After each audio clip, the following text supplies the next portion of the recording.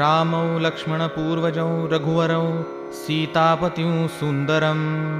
काकुत्स्थौ करुणार्णवौ गुणनिधिं विप्रप्रियं धार्मिकं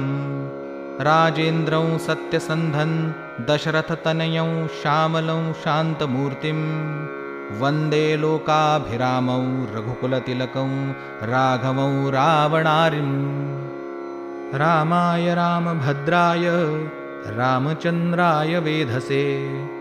रघुनाथाय नाथाय सीतायाः पतये नमः। श्रीराम राम रघुनन्दन राम राम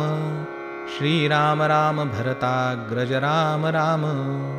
श्रीराम राम रणकर्कश राम राम श्रीराम राम शरणं भव राम राम श्रीरामचन्द्रचरणौ मनसा स्मरामि श्रीरामचन्द्रचरणौ वचसा